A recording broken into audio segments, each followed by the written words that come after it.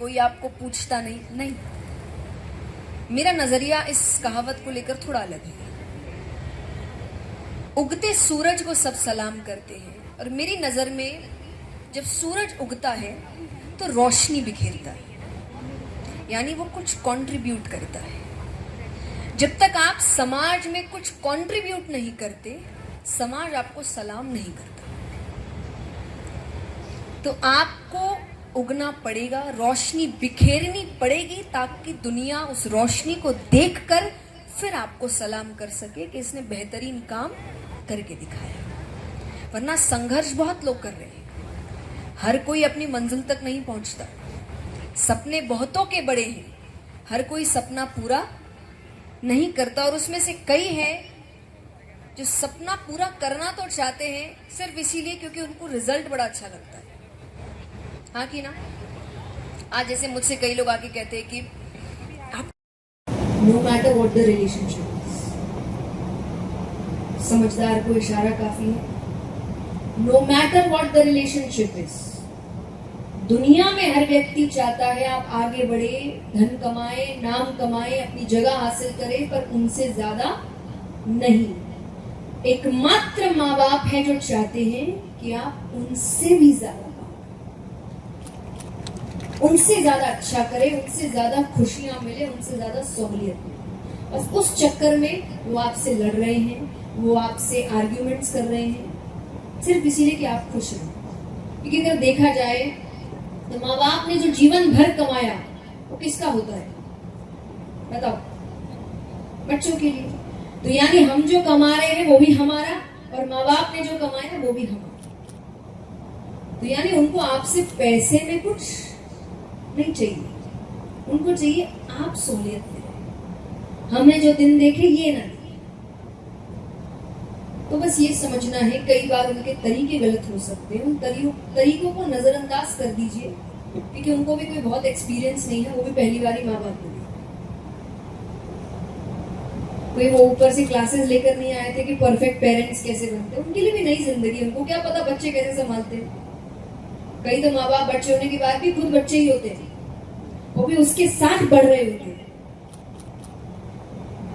इसीलिए हमारी आदत है ना, कई बार हम कुछ रिश्तों को बहुत पेडेस्टल पे बैठा देते हैं। माँ बाप को भगवान का दर्जा दीजिए, दर्जा देने को कहा है, वो भगवान नहीं है, वो गलतियां करेंगे, वो इंसान है।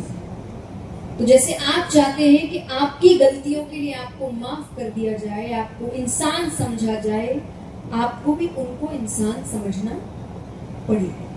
हर बार ये नहीं कि वो तो माँ बाप है, वो ऐसे कैसे कर सकते हैं। माँ बाप के पीछे एक साधारण सा पुरुष है, एक साधारण सी महिला है, और ये आपको तब समझ आएगा जब आप उनके वो सपने पूरे करिए जो वो खुद नहीं कर पाए, या कहीं ऐसी जगह लेके जाइए जहां वो जाना चाहते थे, जवानी के समय नहीं जा पाए, और फिर आप देखिए उनके अंदर का बच्चा कैसे बाहर आता, और आपको देख के लगेगा यार ये भी इतने बड़े हुए नहीं अभी, ये हमारे जैसे है। पर ये जब तक समझ आता है ना कि माँ बाप क्या होते हैं, कई बार बहुत देर हो चुकी होती है। शायद इसीलिए हर माँ बाप का एक कॉपीराइट लिया हुआ डायलॉग है कि जिस दिन तुम्हारे बच्चे होंगे उस दिन समझ आता, और समझ आता है कि वो सही थे, और अधिकतर बच्चे तो बनते भी उनके जैसे ही जाते हैं। हाँ कि ना? जैसे जैसे हम बड़े होते हैं ना, हमारे अंदर हरकतें उन्हीं की आ रही है, और हमें लगता है वो उनकी वजह से नहीं, उस एज में ही वो हरकतें होती है। जैसे बड़े होने के बाद आप जिम्मेदार हो जाते हैं, बचपन में हमें लगता है घूमने नहीं जाते, ये नहीं करते, ये क्या काम है, घर का क्या काम है। जब हम कमाने लगते हैं तब हमको भी लगता है अच्छा दो ऑप्शन है, एक कोई घर की जिम्मेदारी, एक खुद की मौज मस्ती। एक जिम्मेदार व्यक्ति उस वक्त प्रायोरिटी किसको देता है बताइए? घर की जिम्मेदारी। और उसको उस वक्त समझ आता, अच्छा इसीलिए उस वक्त माता पिता ने ये प्लान कैंसिल किया था कि शायद कोई और चीज प्रायोरिटी थी। लेकिन मैं नहीं चाहती कि समझने के लिए आप भी 50-60 साल की उम्र पार कर दें। इससे बेहतर है रोज उनके साथ 15 मिनट बैठिए, उनकी बातें सुनिए विदाउट एनी जजमेंट। क्योंकि जरूरी नहीं है ना आपको सब करना है, सुनना है बस। अच्छी लगी तो कर लेंगे, नहीं लगी तो इग्नोर करें, पर सुनना जरूरी है। और एकदम क्लीन स्लेट के साथ सुनना है, नो जजमेंट, नो ओपिनियंस कि उस पर हम टिप्पणियां करें, अच्छा ये क्यों, नहीं, सिर्फ सुनना है। याद रखिए, जीवन में ज्ञान प्राप्त करने का सबसे बेहतरीन रास्ता है सुनना। जितना सुन सकते हो उतना सुनो, जितने लोगों को सुन सकते हो उतने लोगों को सुनो। आज हमारी प्रॉब्लम है, हम सबको बोलना है। ये सुनो, सबको बोलना है। मैं एक बात अपनी कथाओं में कहती हूँ कि अब सिर्फ कथा ही बच गई है जहां लोग सुनते हैं। कहीं प्रवचन होगा ना, बस तभी सुन रहे हैं, वरना हर वक्त व्यक्ति को बोलना है। और यहाँ तक तो प्रवचन के बाद भी लोग आ जाते हैं, अच्छा एक सजेशन दे आपको, हाँ भाई दीजिए, ये थोड़ा ऐड करिए आप अपने कथा। तो आज मुझे लगता है बहुत ज्यादा जरूरी है। और जब हमने बात किया कि ये युवाओं के लिए है और युवा आगे कैसे बढ़े, अपने सपनों को पूरा कैसे करे, और मुझे लगता है कि सपनों को पूरा करने के लिए युवा होने की जरूरत नहीं है। राइट। हमारे पास बेहतरीन एग्जाम्पल्स हैं जहाँ पे किसी ने अपनी जिंदगी 20 में शुरू की है, किसी ने अपने करियर 25 में किया है, किसी ने 30 में, किसी ने 50 में, किसी ने 60 में, कोई 50 में रिटायर हो चुका है और किसी ने अपना करियर ही 70 के बाद शुरू किया है। बहुत बेहतरीन एग्जाम्पल्स है हमारे पास। तो मुझे नहीं लगता कि करियर बनाने के लिए या अपने सपने पूरे करने के लिए उम्र की लिमिटेशन होती है आपको। ये जरूर है कि वो लिमिटेशन हम खुद बनाते हैं, हम अपने आप को एक बॉक्स के अंदर बांधते हैं। और मैं हमेशा इसलिए कहती हूँ कि मुझे नहीं लगता कि भगवान ने कभी भी किसी भी रूप से भेदभाव किया। ये सारे भेदभाव ना पृथ्वी पे आने के बाद किए, क्योंकि अगर सबसे सुंदर चीज भगवान ने कुछ बनाई है तो प्रकृति, नेचर, जो सब कुछ अपने आप करता है। और अगर भगवान को मनुष्यों में भेदभाव करना होता तो सबसे पहले प्रकृति ही उसका लागू करती, और वो भेदभाव होता कि किसी एक जेंडर पे बारिश ज्यादा होती,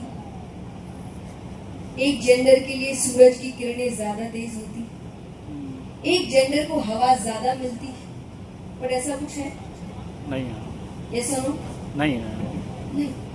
तो भगवान ने भेदभाव नहीं किया। आनी शुरू होती है, इसलिए कहते हैं love is blind. Love is blind का मतलब है कि जिस दिन प्यार खत्म होगा उस दिन समझ आएगा कि क्या हो गया था आंखों को। पर मुझे लगता है ये भी एक गलत बात है कि प्रेम अंधा नहीं होता, मोह अंधा होता है। इसका उदाहरण महाभारत में आता है कि धृतराष्ट्र अपने पुत्र से प्रेम नहीं करते थे, उनका मोह था।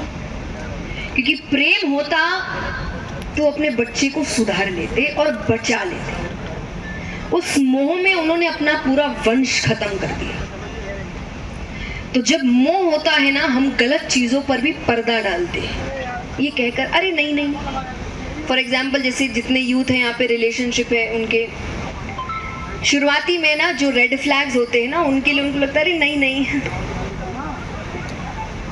पॉजेसिव है,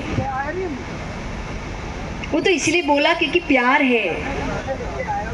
और फिर अचानक से जब प्यार खत्म होता है तो बड़ी, ये तो पहले भी हुआ था, तो तब क्या हो गया था, तब दिखा क्यों नहीं? क्योंकि तब हम मोह में थे। इसलिए मैं एक बात हमेशा कहती हूँ, क्योंकि इस चीज में मैं पेरेंट्स के साइड मेरा हमेशा झुकाव रहता है, सभी युवाओं के लिए है कि जब भी आपको कोई पसंद आए विवाह के लिए, सिर्फ अपने फैसले पर ना जाए। कोई एक, मैं नहीं कहती आप पूरे परिवार को मनाइए, क्योंकि हमारे कथाओं में एक प्रसंग आता है कि श्री कृष्ण ने रुक्मणी जी को भगाकर शादी करी थी। तो कई युवा, क्योंकि यंग जनरेशन आज बहुत बहुत होशियार है, वो भगवान के एग्जाम्पल्स इतने अच्छे से उठाता है कि उसका मतलब पूरा हो जाए, और वही चीज उनको बराबरी किसी और चीज में करने को कहे, तब तुरंत से उनका डायलॉग चेंज हो जाता है, अरे वो तो भगवान है, कि नशा करेंगे भोले बाबा के नाम पे, कि भोले बाबा भी तो करते हैं, पर फिर उनसे कह दो कि भोले बाबा ने तो जहर भी पिया था, थोड़ा पी के देखिए, वो तो भगवान है। तो कृष्ण जी पर ये बात बड़ी फेमस है कि उन्होंने भी तो प्रेम किया, वो तो भगा कर ले गए थे। पूरी कथा कोई नहीं सुनता कि दोनों ने वो करने से पहले अपने परिवार के एक एक बड़े सदस्य को राजी किया था। बहुत अच्छा लगा। हम एक मोटिवेशनल सेशन के लिए यहाँ पे आए थे और सेशन खास करके युवाओं के लिए था, पर युवा के साथ साथ यहाँ उनके पेरेंट्स भी थे। तो मुझे लगता है कि अगर युवा को सफल करना है तो सबसे पहली शुरुआत उनके माता पिता से ही हो सकती है। अगर वो अपना माहौल और परवरिश में थोड़ा कुछ अच्छा बदलाव लाएंगे तो बच्चों के लिए और आसान हो जाता है। तो हम एक साथ ही आज हमने कर लिया, तो काफ़ी अच्छा सेशन था। आई होप वो बातें किसी की तो मदद आ सके। मैम इससे पहले कभी बरेली के बारे में सुना हो ना हो तो क्या? जी मैंने यहाँ कथाएं की है। हाँ, मैं आया था उसमें। हाँ जी, तो बिल्कुल। और बाकी गानों में तो हम सुनते ही हैं। मुझे जैसे लग रहा था कि क्योंकि मैं झुमके बहुत पहनती हूँ तो मुझे बड़े मैसेजेस आ रहे हैं, भूल ना जाना वहाँ पे गिरा के नहीं आ जाना। तो ऐसे ही बरेली काफ़ी फेमस है। और फिर अभी आपके आने से पहले ही जिन्होंने पहले कथा कराई थी वो मिलकर गए और वो कह रहे हैं कि अभी हम फिर से प्लान कर रहे हैं कथा के लिए। तो आई थिंक मैं आ चुकी हूँ काफ़ी, और अब मोटिवेशन के लिए आई वुड से मैं पहली बार आई थी और ये भी काफ़ी अच्छा सेशन रहा। तो आई होप वापस आना हो। अगर आप ये वीडियो YouTube पर देख रहे हैं तो हमारे चैनल को सब्सक्राइब करें और बेल आइकन को दबाना ना भूलें। अगर आप Facebook पर ये वीडियो देख रहे हैं तो हमारे पेज को लाइक करें।